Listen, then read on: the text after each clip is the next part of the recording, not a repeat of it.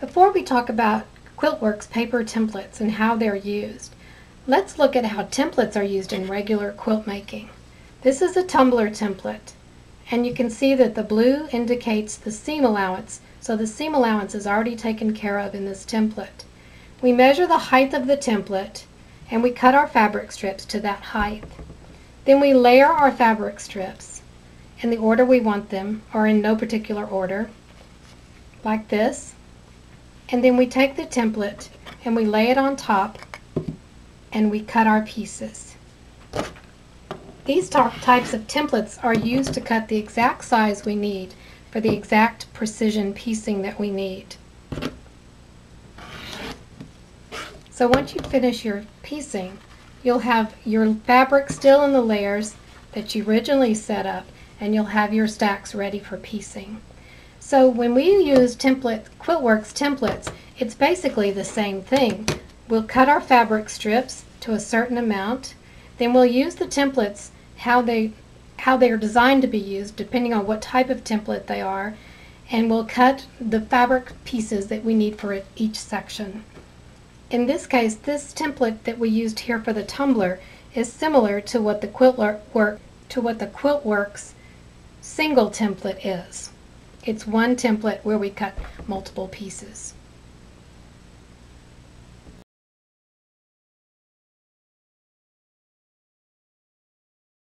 Now that we know what units are, we need some fabric pieces to sew onto the units. Templates are used to cut the fabric into shapes we need to do that. When cutting templates from the large newsprint sheet, always cut on the outside solid line. Here's an example of the printed sheet.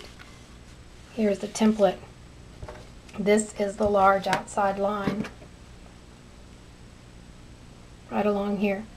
So this template was cut on the large outside line. The template name is Template G, and we know this because the word template is written in all capital letters. It's spelled out. We also see the abbreviated Temp G, and we see that the shaded area indicates that this is an accent fabric. Let's compare what's printed on Template G with what's printed on Unit CZR. Here's our Unit CZR, and we see that there are 3 sections that are shaded. In each of these sections we see Temp G in each of sections 1, 4, and 7. This tells us that Temp G from Template G is used to cut accent fabrics for these strips. Going back to Template G, let's see what other information we have.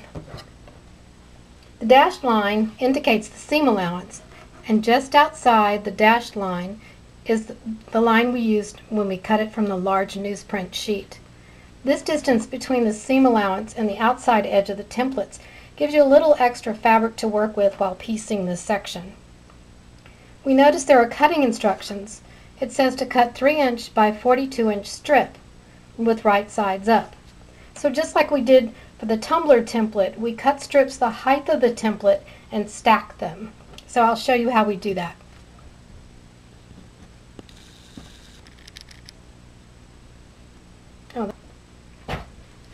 So for this demo, we're going to make 4 units. So that means I need 4 times 3, I'll need 12 triangles to complete 4 units. And I want to alternate my fabric. I want to put blue, red, and another blue in these sections. So I'm going to layer my fabric, blue, red, and the other blue.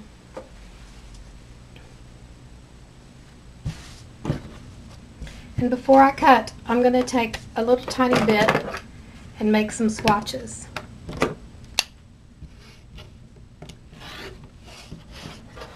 So I'll cut the little swatches and I'm going to glue them on my unit.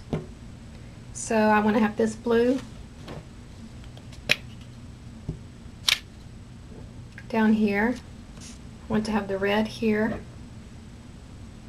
Let's cut that selvage off. And then the last blue here.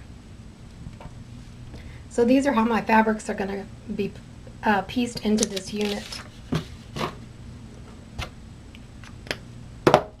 So we have 4 units and we have 3 fabrics stacked here. We place our template on the fabric, the stacked fabric right sides up. And I use the smaller ruler when I'm doing the smaller pieces. And we're going to cut 4 stacks. Trim this off. There's 1. Flip it over.